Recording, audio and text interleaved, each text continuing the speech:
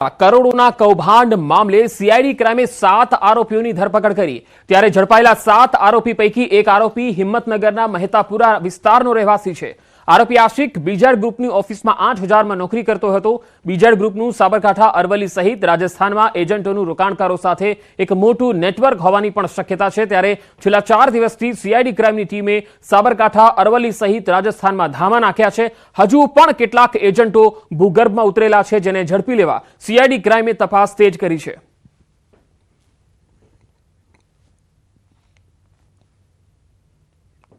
તો બનાસકાંઠામાં પણ બીજેડ ઇન્ટરનેશનલ બ્રોકિંગને તાળા લાગી ગયા છે। સંચાલકો 3 દિવસથી ઓફિસને તાળા મારી અને રફુ ચક્કર થઈ ગયા છે। પાલનપુરના ગઠામણ પાટિયા પાસેના બ્રોકિંગને તાળા લાગી ગયા છે। બનાસકાંઠામાં પણ રોકાણકારો રાતા પાણીએ રોઈ રહ્યા હોવાની આશંકાઓ છે, કારણ કે બીજેડની ઓફિસને તાળા વાગ્યા છે। સંચાલકો ફરાર છે। 1 વર્ષથી વધુ સમયથી અહીંયા આ ઓફિસ ધમધમતી હતી, જે પાલનપુરમાં હતી, અને ઘણા બધા લોકોએ તેમાં રૂપિયા રોક્યા હતા, અને હવે તેમને પોતાના રૂપિયા કેવી રીતે પાછા મળશે તેની ચિંતા પણ સતાવી રહી છે। તો મહાઠગ ઝાલાનું વધુ એક વૈભવી ફાર્મ હાઉસ જોવા મળ્યું। અરવલ્લીના મોડાસા રોડ પર વૈભવી ફાર્મ હાઉસ છે। અહીંયા લીંભોઈ પાસે 50 લાખની કિંમતનું અદ્યતન ફાર્મ હાઉસ છે। જુલાઈ મહિનામાં જ લાખોની ડીલ થઈ હતી। મોડાસા હિંમતનગર રોડ પર આવેલું છે આ ફાર્મ હાઉસ। ફરાર બીઝેડ સીઈઓની સંપત્તિઓનો અરવલ્લીમાં પણ જમાવડો જોવા મળી રહ્યો છે। કરોડોના કૌભાંડી મહાઠગ ઝાલાનું આ ફાર્મ હાઉસ છે।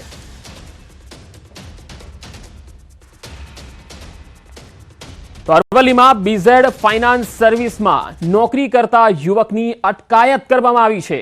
બીઝેડ ફાઇનાન્સમાં નોકરી કરતા યુવકનો પરિવાર ચિંતામાં છે। આરોપીના પિતાએ કહ્યું કે રણવીરસિંહ મહિને 12000 પગારમાં નોકરી કરતો હતો। તેમણે સરકાર પાસે ન્યાયની માંગ કરી છે। 12000 પગારના રીતે 1 વર્ષની નોકરી બજાવી। હાલ સીઆઈડી ક્રાઇમ બ્રાન્ચે જે ધરપકડ કરી છે એના લીધેથી અમારા પરિવારની અંદર શોક અને લાગણી બહુ છે, બરાબર। અને એમના એક પત્ની અને એક બાળકી નાની છે, 4 મહિનાની। હાલ એ લોકો ન્યાય માટે તડસી રહ્યા છે બધા। બીઝેડ મામલે ભૂપેન્દ્રને શોધવા તપાસનો ધમધમાટ તેજ થયો છે। ભૂપેન્દ્ર ઝાલાનું લાસ્ટ લોકેશન મધ્યપ્રદેશમાં મળ્યું છે। ઝાલાનો મોબાઈલ બંધ આવી રહ્યો છે। 5 અલગ અલગ તસવીરો આપને બતાવી રહ્યા છે। પરિવારના નામે ખરીદેલી મિલકતો સીઝ કરવાની કાર્યવાહી પણ થવાની છે। હજારો લોકો સાથે હજારો કરોડની છેતરપિંડી કરનારો મહાઠગ ભૂપેન્દ્ર ઝાલા હજુ પોલીસ પકડથી દૂર છે। તો બીજી તરફ પોલીસ દ્વારા તપાસનો પણ ધમધમાટ તેજ કરાયો છે। ભૂપેન્દ્ર ઝાલાને પકડવા માટે 4 ટીમો બનાવવામાં આવી છે, જેમાંથી એક ટીમ રાજસ્થાનમાં તપાસ અર્થે રવાના થઈ હોવાની વિગતો છે, જ્યારે 3 ટીમો રાજ્યમાં અલગ અલગ જગ્યાએ તપાસ કરી રહી છે। આ દરમિયાન દિવસેને દિવસે તેના નવા કારનામાઓ ખુલી રહ્યા છે। દરરોજ ભૂપેન્દ્રના ઠાઠમાઠ અને વૈભવી મિલકતનો પર્દાફાશ થઈ રહ્યો છે। ભૂપેન્દ્રએ બિછાવેલી જાળમાં લોકો પૈસા રોકે તે માટે ઇનામ પણ આપવામાં આવતું હતું, જેમાં 5 લાખના રોકાણ પર મોબાઈલ ફોન અને 10 લાખના રોકાણ પર સ્માર્ટ ટીવીનું ઇનામ આપવામાં આવતું હતું। આ સ્કીમ વર્ષ 2016 થી ચાલતી હતી। 2020માં સમગ્ર ગુજરાતમાં ઠગાઈની જાળ બિછાવવામાં આવી હતી। 5 અલગ અલગ તસવીરો આપણે બતાવી રહ્યા છીએ, જેમાં એક વૈભવી ફાર્મ હાઉસ છે જે અરવલ્લીમાં છે। તો સીઆઈડીની તપાસ પણ ચાલી રહી છે, અને ભૂપેન્દ્ર હાલ છેલ્લું તેનું જે લોકેશન છે એ મધ્યપ્રદેશમાંથી સામે આવ્યું છે। હવે વાત ખ્યાતિ હોસ્પિટલ કાંડની। અમદાવાદમાં ખ્યાતિ હોસ્પિટલ કેસમાં એક ખુલાસો થયો છે। સીઈઓ ચિરાગ રાજપૂતે ખોલ્યું છે વધુ એક ક્લિનિક। કેશવબાગ વિસ્તારમાં ક્લિનિક ખોલ્યું હતું। Hope for heart EECP clinic અહીંયા ધમધમતું હતું। છેલ્લા કેટલાય સમયથી આ કાર્યરત હતું। વર્ષ 2022થી આ કાર્યરત હતું, પરંતુ હાલ આ ક્લિનિક બંધ હાલતમાં છે।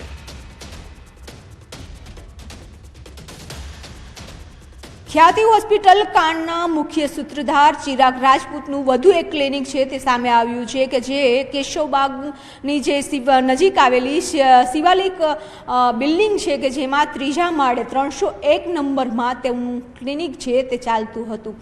હોપ ફોર હાર્ટના નામે આ ક્લિનિક ચાલી રહ્યું હતું। ચિરાગ રાજપૂતનું છે 2022માં અહીં ક્લિનિકની શરૂઆત કરી હોય તેવું અત્યારે જાણવા મળી રહ્યું છે સૂત્રો પાસેથી, પરંતુ અત્યારે જે ચિરાગ રાજપૂત ઉપર તપાસ ચાલી રહી છે, આ ક્લિનિક પણ બંધ હાલતમાં છે।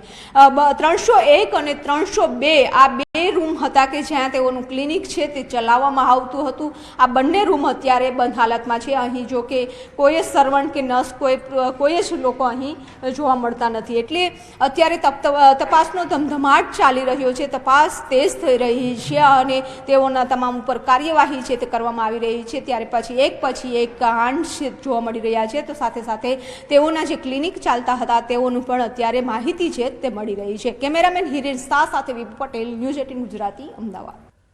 રોકાણકારોને લોભામણી સ્કીમો આપી અને સારા વળતરની લાલચ આપી છેતરપિંડી કરવામાં આવી ત્યારે દાહોદમાંથી લોભામણી સ્કીમો આપી છેતરપિંડી કરનાર એક શખ્સ પકડાયો છે. રિમોવા નામની એપ બનાવી રૂપિયા ડબલ કરવાની લાલચ આપી લોકો સાથે છેતરપિંડી કરતો હતો. આ છેતરપિંડી આચરનાર શખ્સની દાહોદ સાયબર સેલે સુરતથી ધરપકડ કરી 29,15,899 રૂપિયા પણ મળી આવ્યા. તપાસ દરમિયાન ફ્રોડની રકમ હજુ પણ વધે તેવી શક્યતા છે. ઓનલાઈન રિમોવા નામની એક એપ્લિકેશન ઇન્સ્ટોલ કરી અને એની અંદર ટ્રોલી બેગ કે અન્ય બાબતોમાં અલગ અલગ સ્કીમ હેઠળ રોકાણ કરાવી અને એ રોકાણની સામે ખૂબ જ ઊંચું વળતર મળશે એ પ્રકારની લાલચ આપી એપ્લિકેશનમાં રોકાણ કરાવ્યું હતું. અને રોકાણ કરાવ્યા બાદ કોઈ વળતર પણ નહીં આપી અને જે પૈસા હતા એનું ફ્રોડ થયું હતું. ગુનાના જે આરોપી છે લક્ષ્મણ પરમાર કે જેઓ મૂળ ગોધરા રહેવાસી છે એમને પકડી પડ્યા છે અને એમના ટોટલ 3 દિવસ જેટલા રિમાન્ડ પણ મળ્યા છે. જૂનાગઢમાં મહંત અને નેતા સામસામે જોવા મળ્યા. મહેશ ગીરીના જવાબ પર ગિરીશ કોટેચાએ જવાબ આપ્યો. મહેશ ગીરીએ કહ્યું, ગિરીશ કોટેચાને ભવનાથ મંદિર હડપ કરી લેવું હતું. મનપાના કૌભાંડોનું લિસ્ટ ખોલીશ તો તારું નામ પહેલા આવશે. તો પૂર્વ ડેપ્યુટી મેયર ગિરીશ કોટેચાએ જવાબ આપતા કહ્યું કે મંદિરનો ખોટો રીતે કબજો લીધો છે. આ સાથે તેમણે ચેલેન્જ આપતા કહ્યું કે મહેશ ગીરી જેટલા ચોપડા હોય એટલા ખોલી લે. અને એ ભાઈનું નામ છે ગિરીશ કોટેચા. વિકાસ ઝીરો ગિરિયો હીરો. અલ્યા તું હું છે ભાઈ? તું કઈ શંકરાચાર્ય છે? બે સાધુ શાંત થાઓ, બે સાધુ. અલ્યા તું શંકરાચાર્ય આશીર્વાદ આપવા માંગે છે? તું છે હું? અને મેં પહેલા જ કીધું તું કે રાજકારણ વાળા બધાય આનાથી દૂર રહો. આ જે અમારો મામલો છે અમે જોશું અને પ્રશાસન જોશું. તું છે શું? આ હું કે બે જણા શાંતિઓ તું ઠેકો લઈ રાખ્યો છે? તે જુનાગઢનો ધર્મનો ઠેકો લઈ રાખ્યો છે? મગજ ફાટી જશે મારું. જુનાગઢ બદનામ થઈ રહ્યું છે તો તે હું નામ કમાયું જુનાગઢનું? તારી જેમ કોઈની જગ્યા પડાવવા નથી. પહેલી જ વાત, ભાજપનો છે જ નહીં. ભાજપનો હતો, કાઢી મૂક્યો છે એટલે અહીંયા આવ્યો જુનાગઢ. કા ટિકિટ તને પાછી નું આપ્યું? તારી કેવી એવી કામગીરી હતી કે તને અત્યારે પાછી ટિકિટ આપવી જોઈએ? તારો શ્રી રવિશંકર આયરેનો અત્યારનો હું સંબંધ છે એનો ખુલાસો કર. તું વાત કરાય કે શ્રી રવિશંકર એમ કહી દે કે હારો માણસ છે તોય ખબર પડે ને. ત્યાંથી કાઢી મૂક્યો છે. જુનાગઢના ભૂતનાથ મંદિરનો જેને કબજો લીધો ને એ ટોટલ ખોટો લીધો. અમને પણ ખબર પડી ગઈ રાતોરાત કેમ બેસી ગયો. અમદાવાદ કોસ્ટગાર્ડની જાસૂસી કરતા યુવકની ધરપકડ કરાઈ છે. ગુજરાત એટીએસે ઓખાથી ગોહિલ દીપેશની ધરપકડ કરી છે. ભારતીય જળ સીમામાં રહેલા કોસ્ટગાર્ડની માહિતી પાકિસ્તાન પહોંચાડવાનો આરોપ હતો. પાકિસ્તાની જાસૂસી એજન્સી સાથે સંપર્કમાં રહી અને માહિતી મોકલતો હતો. કોસ્ટગાર્ડની શિપની મૂવમેન્ટની જાણકારી આપતો હતો. વધુ માહિતી સાથે સંવાદદાતા નવીન ઝા જોડાયા છે. નવીન, પાકિસ્તાની જાસૂસી એજન્સી સાથે જે સંપર્કમાં હતો દીપક, ખરેખર તેની કેટલા સમયથી શું માહિતી તેણે મોકલી છે? જે રીતે પંકજ અત્યારે માહિતી મળી રહી છે કે દીપેશ ગોયલ નામનો વ્યક્તિ જે છે તેની ઓખાથી ધરપકડ કરવામાં આવી છે. ખાસ કરીને પાકિસ્તાનીઓ જે છે તેમના જે જાસૂસ એજન્સીઓ છે તે આવા દરિયા વિસ્તારમાં રહેતા યુવકોને ટાર્ગેટ કરતા હોય છે સોશિયલ મીડિયાના મારફતે. જેમાં તે લોકો બે રીતે, એક તો પૈસાની લાલચ આપીને અથવા હની ટ્રેપનો શિકાર કરતા હોય છે. તો આ દીપેશ ગોયલ પણ આ પ્રકારનો ભોગ બન્યો છે અને તેને આરોપી બનીને એટલે દેશની વિરોધી ગતિવિધિઓ કરી છે, જેના કારણે ગુજરાત એટીએસે તેની ધરપકડ કરી છે. તેની પૂછપરછ ચાલુ છે. જોકે તેને કઈ માહિતી પહોંચાડી છે તે જાણવા માટેની જે એટીએસની ટીમ છે તે તેના મોબાઈલ અને અન્ય વસ્તુઓને એફઆઈઆરમાં મોકલી આગળની કાર્યવાહી કરી રહી છે. જી નવીન, આભાર માહિતી આપવા માટે. તો દીપેશ ગોહિલ કે જેની ધરપકડ કરી લેવામાં આવી છે, કોસ્ટગાર્ડની માહિતી તે પાકિસ્તાન સુધી પહોંચાડતો હતો. સમગ્ર રાજ્યભરમાં હાલ રાશન કાર્ડ ધારકો માટે ઈ-કેવાયસી ફરજિયાતનો નિર્ણય કરાયો છે. હવે આ નિર્ણયને કારણે આજે લોકો લાઇનોમાં ઉભા રહેવા મજબૂર છે. આ તસવીરો જુઓ. પોરબંદરમાં પણ ઈ-કેવાયસી માટે અરજદારો વહેલી સવારથી જ કતારો લગાવીને બેસી જાય છે. ઈ-કેવાયસી કરાવવા માટે સવારથી જ પોરબંદરમાં મામલતદાર કચેરી ખાતે અરજદારો રજળપાટ કરી રહ્યા છે. પરિસ્થિતિ એવી છે કે અરજદારોની સંખ્યા વધારે છે અને સામે કામગીરી કરનારા કર્મચારીઓ ઓછા. આ કામગીરી ટોકન પ્રમાણે કરવામાં આવી રહી છે, જેથી લોકો સેન્ટરના 2-3 દિવસ સુધી ધક્કા ખાય છે. ત્યાં ગયા તો એમને કીધું ભાઈ તમારે કેવાયસી કરવાનું છે એટલે તમે લિંક કરાવી આવો. એટલે અહીંયા આવ્યા છે તો એમ કે તમારા આધાર કાર્ડમાં મોબાઈલ નંબર દર્જ નથી. મેં સાહેબ જોડાવા માટે મને કહી તમારે જોડાવા માટે જવું પડે. હવે ત્યાં ગયા તો એને અટાણે તમારે ટોકન લેવું પડે. સવારે 10 વાગે આવો, એ ટોકન દઈ પછી તમારું ચેક થાય અને પછી તમારા મોબાઈલ નંબર દર્જ થાય. હવે સાહેબ જે તે વખતે અમે કર્યા હતા તે દી નાખ્યા હતા, અટાણે અમારા મોબાઈલ નંબર એમાં નથી. મારા ઘરના હાર્ટની તકલીફ છે. સવારમાં સાહેબ અમે 7 વાગે આવીને કેમ અહીંયા ઉભા રહીએ? કેટલા દિવસથી અમે અહીંયા આટા મારીએ છીએ પણ અમારો વારો આવતો નથી. કેટલા દિવસના કૂપન માટે ધક્કા ખાય છે. અમારું કૂપન રદ કર્યું છે. હવે કેવાયસી કરવા માથી કે માં જાઓ. અમે આજે 3 દિવસથી દોડા કરીએ છીએ, અમને કોઈ કઈ જવાબ આપતા નથી. તો અમારે આનું શું કરવું? લોકોને એટલી જ અપીલ છે મારે કે જે લાઈનો લગાવે છે એમાં કોઈ થોડી ધીરજ રાખીને કામ કરે. અત્યારે સરકારનો જે નવો પ્રોજેક્ટ છે જે ચાલુ થયું છે અને અમારા લોકો જે છે સતત આના માટે મહેનત કરે છે. સવારે 9 વાગે અમારા ઓપરેટર અને નાયબ મંત્રીદાર આવી અને લાગી જાય છે અને રાતે 9 વાગ્યા સુધી બેસે છે. અને છેલ્લો અમારા 10 દિવસના આંકડા જોઈએ તો કાયમીના અરાઉન્ડ 800 જણાનું કેવાયસી કરીએ છીએ. સુરેન્દ્રનગરના લીંબડી પોસ્ટ ઓફિસમાં વહેલી સવારથી જ લોકોએ આધાર કાર્ડ માટે લાઈનો લગાવી હતી. આધાર કાર્ડની કામગીરી માટે ફક્ત એક જ સેન્ટર હોવાથી લોકોને મુશ્કેલી પડી રહી છે. દરરોજ 30 કૂપનો અપાઈ રહી છે, પરંતુ 30માંથી ફક્ત 25 લોકોને જ કૂપનો મળે છે. લોકો એવો આક્ષેપ પણ લગાવી રહ્યા છે. લોકોને 2 થી 3 દિવસ સુધી આધાર કાર્ડ સેન્ટરના ધક્કા ખાવાની નોબત આવે છે. અહીં વહેલી સવારથી જ ઠંડીમાં અરજદારો લાઈનો લગાવે છે. આ તરફ અરજદારોનું કહેવું છે કે પીવાના પાણીની અહીંયા કોઈ જ સુવિધા હોતી નથી.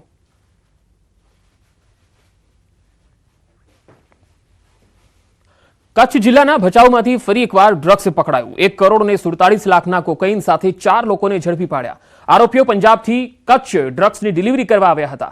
આરોપીઓ કારમાં કચ્છ તરફ આવી રહ્યા હતા ત્યારે એસઓજી પોલીસે ઝડપી લીધા. 142 ગ્રામ કોકાઈન સાથે 2 મહિલા અને 2 પુરુષની ધરપકડ કરાઈ. મહિલાઓની પૂછપરછ દરમિયાન પંજાબ કનેક્શન પણ સામે આવ્યું. આરોપીઓ ભાઈ બહેનની મદદથી ડ્રગ્સની ડિલિવરી કરતા હતા. તમામ આરોપીઓ પણ પંજાબના ભટિંડાના હોવાનું સામે આવ્યું. જેમાં લગભગ 147 ગ્રામ જેટલું કોકેન મળી આવેલ છે, જેમની આંતરરાષ્ટ્રીય માર્કેટમાં જે કિંમત છે 1,47,00,000 જેટલી છે. અને જે ગાડી હતી એ ગાડી હરિયાણા પાસિંગની હતી અને એમાં ટોટલ 4 લોકો બેઠેલા હતા. એ 4 પંજાબના ભટિંડાના છે અને ત્યાંથી જે માલ છે એ અહીંયા કચ્છ બાજુ ડિલિવર કરવા આવેલા હતા. સુરતમાં ગૌચરની 100 કરોડની જમીનનું કથિત કૌભાંડ સામે આવ્યું. રૂપિયા 1.70 કરોડની સ્ટેમ્પ ડ્યુટી ભરી ગૌચરની જમીનનો 24 કરોડનો દસ્તાવેજ બનાવ્યાની ફરિયાદ છે. જમીનનો મોટો વહીવટ સંસ્થાના પદાધિકારીઓ અને જમીન માફિયાઓએ કર્યાનો આક્ષેપ લાગ્યો છે. આ જમીન મગોબ ગામના સમસ્ત સંસ્થાના નામે હતી, જેમાં મગોબ ગામ સમસ્તના વહીવટ કરતા રાજેન્દ્રસિંહ પ્રતાપસિંહ ગોહિલ અને સંસ્થાના અન્ય 5 લોકો નકલી ઠરાવ ઉભો કરી કરોડો રૂપિયાની જમીન વેચી નાખવામાં આવી. હવે રાજેન્દ્રસિંહ ગોહિલ અને જમીન લેનાર કેતનસિંહ ગોહિલ તેમજ મહેશભાઈ બારોટ સામે તપાસ કરવામાં આવે તેવી માંગ ઉઠી છે. આ મામલે મુખ્ય નિયંત્રણ મહેસૂલ અધિકારી, સુપ્રિન્ટેન્ડન્ટ ઓફ સ્ટેમ્પ્સ અને નોંધણી સર નિરીક્ષકે મામલો ગંભીર હોવાનું જણાવ્યું. જે અધિકારીએ દસ્તાવેજ કર્યો છે તેની સામે તપાસ કરવામાં આવશે એવું પણ જણાવ્યું. અમદાવાદ આરટીઓ સર્કલ નજીક ડિમોલિશનની કામગીરી થઈ. મેટ્રો બ્રિજ નીચે દબાણ હટાવવાની કામગીરી હાથ ધરવામાં આવી. એએમસીના અધિકારીઓએ પોલીસ બંદોબસ્ત સાથે ડિમોલિશનની કામગીરી શરૂ કરી. એક વ્યક્તિએ પોતાની જમીન હોવાનો દાવો કર્યો. અગાઉ મેગા પ્રોજેક્ટ સાથે જમીન સંપાદન અંગે ડીલ થઈ હતી, છતાંય એએમસીની ટીમે કોઈ નોટિસ વગર ડિમોલિશન શરૂ કર્યું હોવાના આરોપ છે.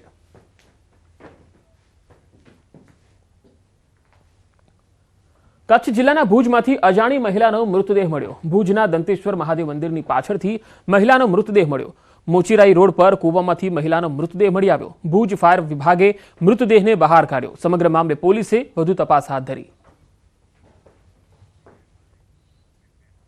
સુરેન્દ્રનગરમાં 2 જૂથો વચ્ચે મારામારી થઈ. ચૂડાના મોજીદળ ગામે મારામારીની ઘટના. બંને જૂથ વચ્ચે તલવાર અને લાકડી વડે મારામારી થઈ હતી. હથિયાર વડે હુમલો કરતા 3 લોકો ઇજાગ્રસ્ત થયા. ઇજાગ્રસ્તોને સારવાર માટે હોસ્પિટલમાં ખસેડવામાં આવ્યા. ચૂડા પોલીસે ઘટના સ્થળે પહોંચી વધુ તપાસ હાથ ધરી હતી. તો હથિયાર વડે હુમલો કરતા 3 લોકો ઇજાગ્રસ્ત થયા છે. ચૂડા પોલીસ આ સમગ્ર મામલાની તપાસ કરી રહી છે.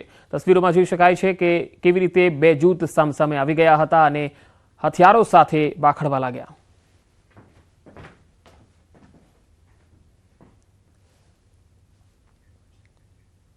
રાજ્યના વધુ સમાચારો પર નજર કરીશું. હાલ રોકાઈશું એક વિરામ માટે.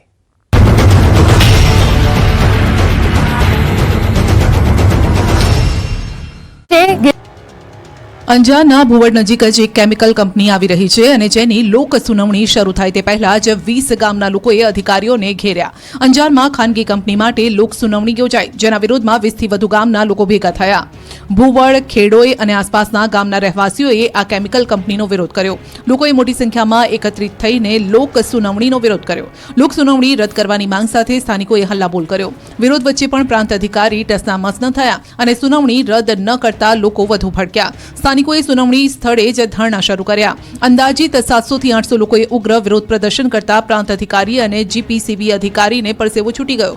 લોકોને સાંભળ્યા વગર લોક સુનાવણી પૂર્ણ જાહેર કરી અંજાર પ્રાંત અને જીપીસીબી અધિકારીએ ચાલતી પકડી। નોંધનીય છે કે અંજારના ભુવડ પાસે કેમિકલ ઉપરાંત સ્ટોરેજ કંપની આવી રહી છે। ગ્રામજનોએ આ કંપની સામે વિરોધ વ્યક્ત કરી લડત કરવાની તૈયારી બતાવી છે। ગામ નજીક આવતી કેમિકલ કંપનીથી માનવ વસાહત પાસે જ હોવાથી વ્યાપક નુકસાન થશે તેવો ભય છે। 3 થી 4 તળાવો જે આ ગામની જીવાદોરી છે તે પણ દૂષિત થશે। 3000 થી વધુ પશુધનને નુકસાન થશે।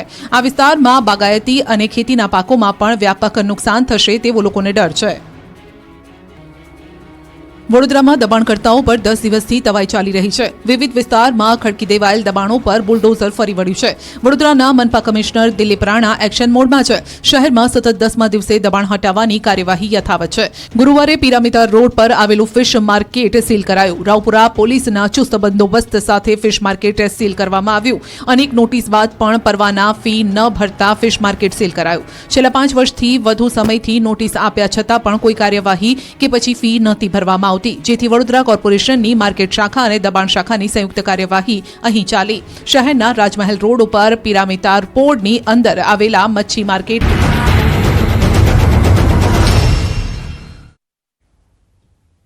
Welcome back. બંગાળની ખાડીમાં સાંજ સુધીમાં બનશે વાવાઝોડું, જે આવતીકાલે તમિલનાડુ પુડુચેરીના કિનારે ટકરાશે। હવામાન વિભાગની આગાહી છે કે 90 કિલોમીટરની ઝડપથી અહીંયા પવન ફૂંકાઈ શકે છે। તમિલનાડુમાં 3 દિવસ વરસાદનું રેડ એલર્ટ અપાયું છે। તમિલનાડુ સહિત 5 રાજ્યોમાં અતિભારે વરસાદની શક્યતા છે। પોરબંદરમાં ભર શિયાળે આંબામાં કેસર કેરી પાકતા લોકોમાં આશ્ચર્ય ફેલાયું। પોરબંદર માર્કેટિંગ યાર્ડમાં ખેડૂતે ઊંચા ભાવે શિયાળામાં પાકેલી કેરીની હરાજી કરી। મહત્વનું છે કે કેસર કેરીને ઉનાળુ ફળ ગણાય છે, ત્યારે માર્કેટિંગ યાર્ડમાં સુદામા ફ્રૂટ કંપની ખાતે એક બોક્સ કેસર કેરી એટલે કે 10 કિલો કેસર કેરી વેચાણ માટે આવી। આ કેસર કેરીનું હરાજી દરમિયાન 8,500 રૂપિયા જેટલા ઊંચા ભાવે વેચાણ થયું। 1 કિલો કેરીની 851 રૂપિયાના ઐતિહાસિક ભાવે વેચાણ થયું। આટલી વહેલી કેરીના આગમનની આ ઘટના ન માત્ર ગુજરાતમાં પરંતુ દેશમાં પ્રથમ ઘટના હોવાનું હરાજી કરનાર વેપારીએ જણાવ્યું। બીજી તરફ ખેડૂતે કહ્યું કે અમોએ દેશી ખાતરનો વધુ ઉપયોગ કર્યો અને વરસાદ પણ સારો હોવાથી આંબામાં વહેલી ફ્રૂટ થઈ। આવનાર સમયમાં પણ કેરીનો સારો ફાલ આવે તેવી આશા તેમણે વ્યક્ત કરી। કે સૌરાષ્ટ્ર ગુજરાતની અંદર આ માર્કેટની અંદર પોરબંદર માર્કેટમાં પહેલી કેસર કેરી આવી હશે એવું અનુમાન કરું છું। અને પોરબંદર જિલ્લા તરીકે ખેડૂત તરીકે પણ મને ખૂબ રાજીપો છે। અને અહીંયા અમે સુદામા જે ફ્રૂટ છે આપણે નીતિનભાઈ દાસાણી એમને ત્યાં અમે લઈને આવ્યા હતા। અમને 1 કિલોના 851 રૂપિયા ભાવ સૂજ્યો છે આ પહેલી કેરીનો, એટલે આમ 10 કેજીનો કહેવાય તો 8,500 રૂપિયા બોક્સ થયું છે। નોર્મલી કેરી આવે છે 3જા મહિનાથી સ્ટાર્ટ થાય છે, ગીરમાં 3જા 4થા મહિનાથી સ્ટાર્ટ થાય છે, પણ પોરબંદરની જગ્યા અનુકૂળ છે કેરીના પાક માટે બડા ડુંગરની, એટલા માટે આ કેરી 9મા મહિનાની ફૂટ હતી એટલે આજે આ બજારમાં આવી છે। વડોદરાના સાવલી તાલુકાના ખેડૂતો ચિંતામાં મુકાયા। રવિ પાકની સિઝન આવી ગઈ છે, પરંતુ હાલ ખેડૂતો સિંચાઈના પાણી માટે વલખા મારે છે। રવિ પાકની ખેતી માટે કેનાલનું પાણી નથી મળતું। કેનાલ રિપેરિંગનું કામ મંથર ગતિએ ચાલી રહ્યું હોવાથી ખેડૂતો સિંચાઈના પાણીથી વંચિત રહ્યા છે। ડીઝલ પંપ વડે પાણી સિંચી અને પાક બચાવવા મજબૂર બન્યા। સાવલીમાં કપાસ, તમાકુ, શાકભાજી, ઘઉં, ડાંગર જેવા પાકોની વાવણી કરાય છે, ત્યારે ખેડૂતોએ વહેલી તકે કેનાલોમાં પાણી છોડવાની માંગ કરી। અત્યારે રવિ પાકનો સિઝન આવી ગયો છે, એના માટે સરકારને અમને વિનંતી છે, કેનાલની અંદર પાણી છે નહીં ને વહેલી તકે અમને પાણી આપી લે તો બહુ સારું છે। મોરબીમાં ફ્રૂટનો વેપાર કરતા એક શખ્સે સગીરાનું અપહરણ કરી દુષ્કર્મ આચર્યું। આમીન રહેમાન મીર નામના એક શખ્સે સગીરાને લલચાવી ફોસલાવી અપહરણ કરી અને દુષ્કર્મ આચર્યું। સગીરાના પિતાએ મોરબી તાલુકા પોલીસ મથકમાં ફરિયાદ નોંધાવી। તાલુકા પોલીસે આરોપી આમીન રહેમાન મેરની ધરપકડ કરી આગળની તપાસ હાથ ધરી। અમદાવાદના લારી ગલ્લા પાથરણા સંઘ સંગઠન નિર્માણની બેઠક મળી। આ બેઠકમાં પાથરણાવાળાએ તંત્ર સામે પોતાની વિવિધ માંગ મૂકી। તેમણે સ્ટ્રીટ વેન્ડર પોલિસી માટે વોર્ડ વાઇઝ ચૂંટણીની માંગ કરી। સિલેક્ટેડ કમિટીને કાઢીને ઇલેક્ટેડ કમિટી કામ કરે તેવી માંગ કરી. સાથે જ જ્યારે પણ સામાન ઉપાડવામાં આવે ત્યારે કોઈ પણ ચાર્જ લેવામાં ન આવે તેવી માંગ કરી. આ તમામ માંગ સાથે 1 ડિસેમ્બરના રોજ લારી ગલ્લા પાથરણા સંઘના 10,000 લોકો એએમસી કચેરીનો ઘેરાવ કરશે અને વર્ષ 2026માં કોર્પોરેશનની ચૂંટણીમાં 1 લાખ લોકો મત ન આપે તે માટે માંગ કરશે. આજે અમદાવાદ શહેરના 15 થી 20 વિસ્તારના મુખ્ય આગેવાનોની કમિટી પણ બનાવાઈ. 10,000 થી વધારે લારી ગલ્લાના પાથરણાવાળા મ્યુનિસિપલ કમિશનર દાણાપીરનો ઘેરાવ કરવાના છે અને 2026માં જે કોર્પોરેશનની ચૂંટણી આવી રહી છે એમાં અમદાવાદના 1 લાખ લારી ગલ્લાના પાથરણાવાળા તો કોઈપણ સંજોગોમાં જે તે સરકાર અમારી વાત કરશે એને વોટ આપશું. જે સરકાર અમારી વિરોધી અમારા ધંધા છીનવી રહી છે અમે કોઈપણ સંજોગોમાં વોટ નહીં આપીએ. વડોદરામાં MS યુનિવર્સિટીની વધુ એક ગંભીર બેદરકારી સામે આવી. ચીફ ગેસ્ટના સમયના ભાવે પદવીદાન સમારોહ ટલ્લે ચડ્યો. હજારો વિદ્યાર્થીઓ ડિગ્રીથી વંચિત રહ્યા. ચીફ ગેસ્ટના નામના અન્ય વિકલ્પનો વિચાર કરવાને બદલે સત્તાધીશો પદવીદાન સમારોહના આયોજનમાં જ વિલંબ કરી રહ્યા છે. સત્તાધીશો ચીફ ગેસ્ટ તરીકે કયા મહાનુભાવને આમંત્રિત કરવા માંગે છે એ પણ અસ્પષ્ટ છે. ગત જૂન મહિનામાં પરિણામો જાહેર કરવામાં આવ્યા હતા, જે બાદ પદવીદાન સમારોહની પ્રાથમિક તૈયારી પૂરી થઈ. ડિગ્રી સમયસર એનાયત કરવામાં ન આવે તો મેડિકલના વિદ્યાર્થીઓનું વર્ષ બગડી શકે છે. नहीं है, लेकिन ये देखिए ये यूनिवर्सिटी की नैतिक जवाबदारी होती है, उसमें कोई किसी को कहे और फिर वो काम किया जाए, ऐसा नहीं होता. यूनिवर्सिटी ऑलरेडी सितंबर महीने से हम लोग पूरी तरह से, आपको ये जान के खुशी का अनुभव होगा कि हमारे सारे के सारे रिजल्ट्स जून महीने में ही निकल गए थे. यानी कि उसके बाद से हम लोग कन्वोकेशन करने के लिए जो हमारी बेसिक तैयारी वो हम लोग पूरी कर चुके हैं. हम लोग बहुत शीघ्र ही हमारा जैसे ही चीफ गेस्ट का डेट फाइनल हो जाएगा. અંબાજીની સબ ડિસ્ટ્રિક્ટ હોસ્પિટલમાં બ્લડ સ્ટોરેજની શરૂઆત થઈ.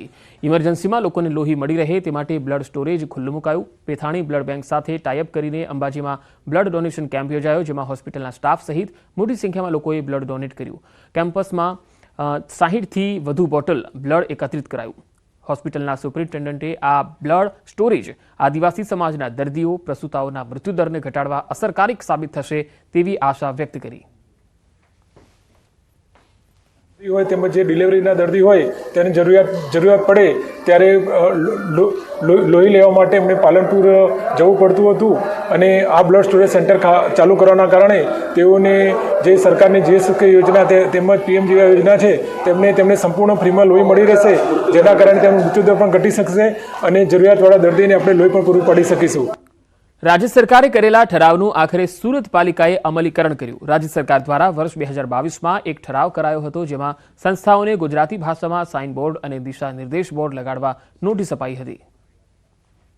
મહાનગરપાલિકાના જે પણ વિસ્તાર છે અને અન્ય મહાનગરપાલિકાઓ છે એમાં જે પણ સાઇન બોર્ડો હોય, દુકાન પર જે નામો લખેલા હોય, નામ હોય, દિશા નિર્દેશ હોય, એ તમામ વસ્તુ એ ગુજરાતી ભાષામાં હોવા જોઈએ.